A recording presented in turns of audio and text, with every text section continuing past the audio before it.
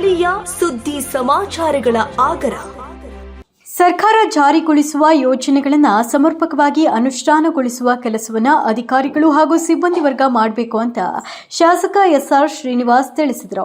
ತಾಲೂಕಿನ ಕಡಬ ಹೋಬಳಿಯ ಬೆಲವತ್ತ ಗ್ರಾಮ ಪಂಚಾಯಿತಿಯಲ್ಲಿ ಘನತ್ಯಾಜ್ಯ ವಿಲೇವಾರಿ ಘಟಕ ಉದ್ಘಾಟಿಸಿ ಮಾತನಾಡಿದ ಅವರು, ಘನತ್ಯಾಜ್ಯಗಳನ್ನು ಬಿಸಾಡದೆ ಸ್ವಚ್ಛತೆ ಮಾಡುವುದು ಪ್ರತಿಯೊಬ್ಬರ ಕರ್ತವ್ಯ ಎಂಬುದನ್ನು ಅರಿತಾಗ ಈ ಯೋಜನೆಯು ಯಶಸ್ವಿಯಾಗಲು ಸಾಧ್ಯವಾಗುತ್ತೆ.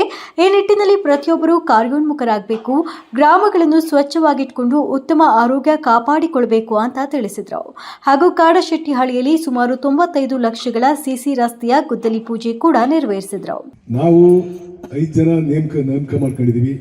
ಮಹಿಳೆಯರು ಒಳ್ಳೆ ಕೆಲಸ ಮಾಡ್ತಾರೆ ಅಂತ ಮಹಿಳೆ ಡ್ರೈವರ್ ಇಂದ ಹಿಡಿದು ಮಹಿಳೆಯನ್ನೇ ಆಯ್ಕೆ ಮಾಡ್ತಕ್ಕಂಥದ್ದನ್ನ ನಾವು ಮಾಡ್ಕೊಂಡಿದ್ವಿ. ಆದ್ರೂ ಕೂಡ ಎಲ್ಲೋ ಒಂದ್ ಕಡೆ ಅದು ಏನು ಸರ್ಕಾರದ ಉದ್ದೇಶ ಇತ್ತು ಅದು ಸರಿಯಾದ ರೀತಿಯಲ್ಲಿ ಸಾರ್ಥಕತೆಯನ್ನ ಪಡ್ಕೊಂತ ಇದೆ ಅಂತ ನನಗೆ ಅನ್ನಿಸ್ತಾ ಇಲ್ಲ.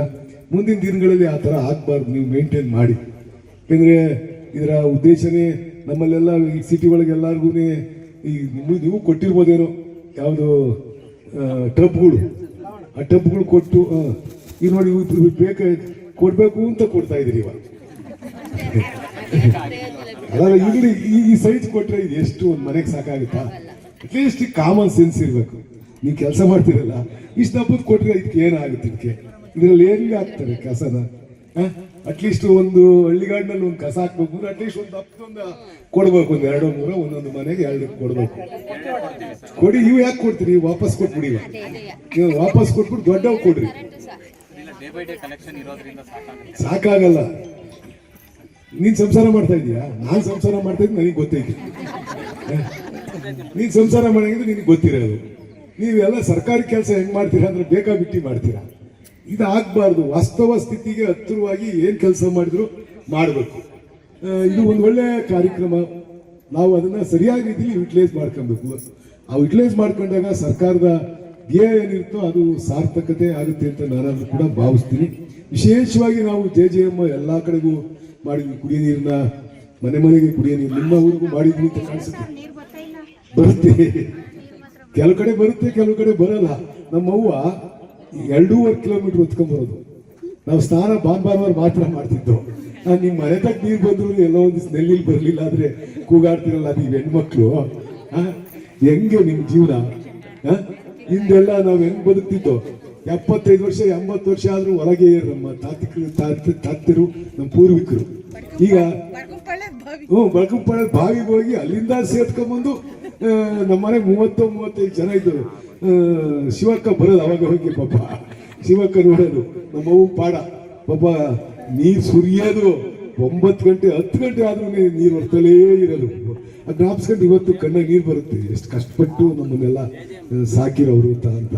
ನಿಮ್ಗೆ ಈಗ ಇತ್ತೀಚೆಗೆ ಸರ್ಕಾರ ಎಲ್ಲ ಸವಲತ್ತುಗಳನ್ನು ಕೂಡ ಒದಗಿಸ್ಕೊಡ್ತಕ್ಕಂಥದ್ದನ್ನ ಮಾಡ್ತಾ ಇದೆ. ಅದರ ಸದುಪಯೋಗ ಪಡ್ಕೊಂತಕ್ಕಂಥದ್ದನ್ನ ನೀವೆಲ್ಲ ಸೇರಿ ಮಾಡ್ತಕ್ಕಂಥದ್ದನ್ನ ಮಾಡಿ ಅಂತ ಹೇಳ್ಬಿಟ್ಟು ಈ ಸಂದರ್ಭದಲ್ಲಿ ಹೇಳ್ತಾ, ಈ ಸಂದರ್ಭದಲ್ಲಿ ತಾಲೂಕು ಪಂಚಾಯಿತಿ ಕಾರ್ಯನಿರ್ವಹಣಾ ಅಧಿಕಾರಿ ರಂಗನಾಥ್, ಗ್ರಾಮ ಪಂಚಾಯಿತಿ ಅಧ್ಯಕ್ಷ ಲತಾ ದಯಾನಂದ್, ಉಪಾಧ್ಯಕ್ಷ ರಾಜಶೇಖರ್, ಸದಸ್ಯರು, ಪಿಡಿಒ ಸುಬ್ರಾಜ್ ಅರಸ್, ದಯಾನಂದ್ ಸೇರಿದಂತೆ ಗ್ರಾಮ ಪಂಚಾಯಿತಿ ಸಿಬ್ಬಂದಿ ಹಾಗೂ ಗ್ರಾಮಸ್ಥರು ಹಾಜರಿದ್ದರು.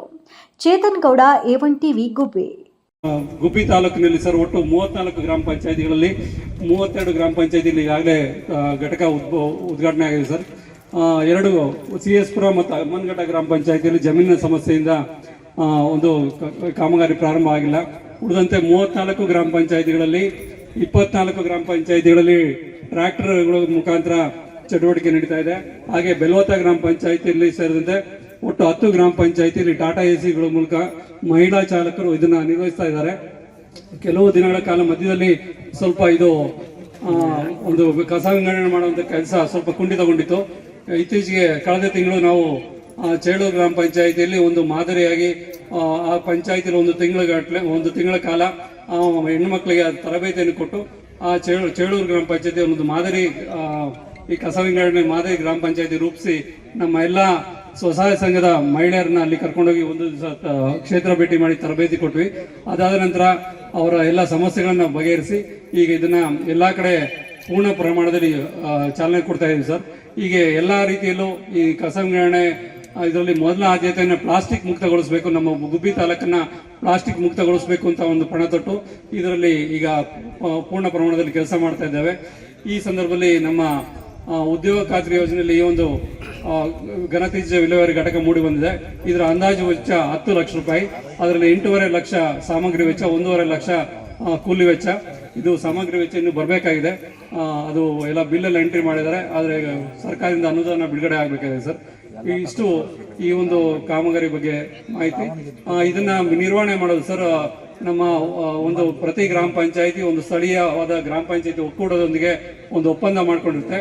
ಆ ಗ್ರಾಮ ಪಂಚಾಯಿತಿ ಆ ಸಂಘಕ್ಕೆ ಪ್ರತಿ ತಿಂಗಳು ನಿಗದಿತವಾದ ಅವರ ಪಂಚಾಯಿತಿ ವ್ಯಾಪ್ತಿಯ ಅನುಸಾರ 30,000 ರೂಪಾಯಿ ಅಥವಾ 25,000 ರೂಪಾಯಿ ಅವರ ಒಪ್ಪಂದದಂತೆ ಆ ಸಂಘಕ್ಕೆ ಅಮೌಂಟ್ ಅನ್ನು ಪಾವತಿ ಮಾಡ್ತಾರೆ.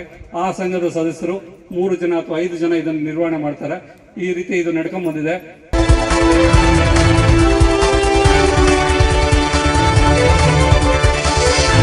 A1 ಟಿವಿ ನ್ಯೂಸ್, ಸ್ಥಳೀಯ ಸುದ್ದಿ ಸಮಾಚಾರಗಳ ಆಗರ.